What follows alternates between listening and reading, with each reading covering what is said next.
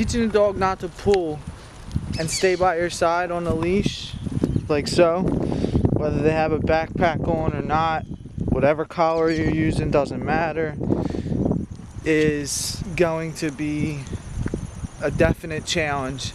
It's something that can seriously test your patience, but at the same time you get an opportunity to build your patience and to grow as a person.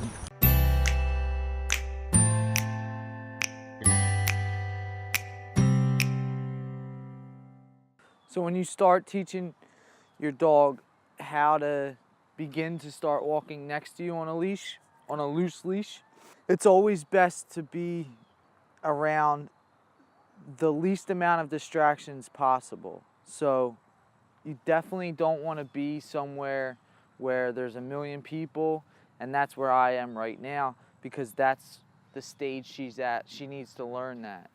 But when you first start, you definitely want to be distraction free. So that means if you can, practice on cement or gravel instead of grass, because grass is highly distracting. It's going to be the same process regardless. So you're going to do the same thing no matter what, and you're really going to have to do the same thing in a number of scenarios. So like this is super distracting because there's another dog over there. But stop. Leave it. Leave it. Good girl. You want to start out with no distractions, but then you want to do everything in as many different environments as possible. So you want to kind of up the distractions. So she's very distracted right now, but we started with no distractions. If you just teach your dog how to walk on the sidewalk or how to walk on the driveway, but you never take your dog to grass, or you never take your dog to a place where there's a lot of people or a place where there's a lot of stimulus, your dog is probably going to pull in that situation. So you want to start slow. So this is basically the first step, where you're just teaching your dog where you want them to walk, but with no stimulus. Even though there is stimulus around, we're going to go over how to teach your dog how to walk with no stimulus around, and then you can move up to stimulus. So even though there is stimulus around here, I'm not going to worry about that. I'm still going to concentrate on her walking next to me and pretend like there is no distractions. The first thing you want to do is get comfortable with how you hold the leash. So it's very important that you're comfortable with how you hold the leash. Probably the best way to hold it for this technique is to have the handle in your right hand and then grab halfway down with your left hand, because you're going to have treats in your left hand. So you're going to have to let go with your left hand and give treats to your dog, which you'll see.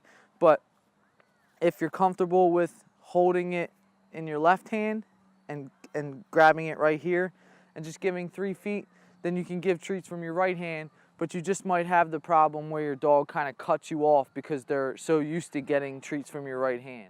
One thing I definitely want to stress is the fact that what gear you're using, what kind of tools you choose to use, does not matter. It might have some effect on how fast you get results depending on how proficient you are with that tool, but the most important thing is that you're comfortable with the tool you're using and your dog responds well to the tool you're using. You can use tools to help you get where you want to be, but the tool's not going to make that much of a difference. Whether you use a martingale or a slip collar, a gentle leader, a prong collar, a choke chain. There's gentle leaders, a control harness. So it's called a halty. This is a slip lead. This is what we use for mostly everything. This is a slip lead. So this is the handle, and then this is the collar. A prong collar. You want to teach your dog what you want instead of forcing your dog to do what you want. I hope that makes sense. You want to take more of a teacher's approach than a like dominant or whatever word you want to use approach, where you're forcing your dog to not do the thing that you don't want them to do. So you want to get acquainted with holding the leash before you start anything, and make sure that you're comfortable, because this is a lot. Holding the leash with both hands, then holding treats and figuring out how you can get these treats into your dog's mouth without, losing your coordination is hard. So you want to make sure that you have the coordination down before you even start, because then you're going to be making too many mistakes. You're going to get frustrated. It's going to be too hard, and you're just going to give up. So it's probably the hardest part, is finding your coordination. You want to get a good amount of treats and put them in your left hand. And what you're going to do is just basically have your dog set up next to you. You're going to put the treat in front of her nose, and you're just going to start walking. And she's taking a few steps with me, so that's good. So I'm going to reward that. And then you keep following this procedure until she is walking next to you for a good portion of a walk, where she's taken about 5 to 10 steps without pulling. Good girl. At first, you're going to have to give her a treat with like every step, and that's just part of the process. You're just reinforcing the place that you want her to be, and then you can gradually fade the treats out. So when you fade the treats out, you'll go a few steps without her pulling, and you're showing her the treats right now. You want her to know that there's treats there, she has a reward there if she does the right thing. And then when you feel like it, at a random time, however many steps you took, you give her a treat, but it's going to come from your left hand, and it's only going to be when she's in the exact right spot. If you reinforce the wrong spot, if you give her a treat when she's up here, or if you give her a treat when she's way back here, then you're going to get that wrong spot. And it's not really important that she's in an exact spot. The only important thing is that she doesn't pull on the leash. But in order to have this happen, you want to reinforce one spot, and that one spot is right next to you. So if your dog's taller, your treats come from your left hip. If your dog's a little shorter, your treats come from your left knee. And that's where the treats come from every single time. When you initially start, your dog is going to be pulling like crazy. What you want to do is you want to set your dog up in the right spot. So the right spot is right here. So this is the right spot.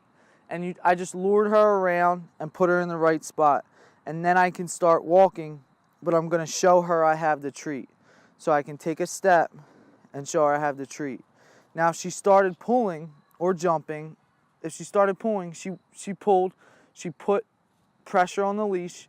What I'm going to do is I'm going to lure her back. So I would probably say her name to get her attention, and then I would lure her back to my side with the treat. So I would stop completely, lure her back to my side with the treat, and then try to walk again. And you have to repeat that process a ton of times before you're going to get progress. But with patience and consistency, this can teach your dog in the best way possible. After your dog learns that that's what you want, then that's when you move on to building their impulse control and having them not pull in situations where they're really distracted.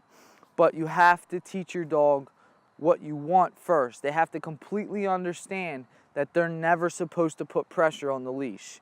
When you start, if she's not in position, you can either pull her back, you can pull her back like this, or you could have lured her back. And then you start walking. So you'll start walking and you have her here. If your dog pulls, then you just stop. You're going to stop just like that. You're going to say your dog's name, and you're going to lure your dog back with the treat into position. Leave it. Good girl. Good girl. You can use this for yourself to grow and to get your dog to become a more well-behaved dog at the same time. So you're practicing patience and you're building up your patience, and your dog's learning not to pull on the leash. So it's really a win-win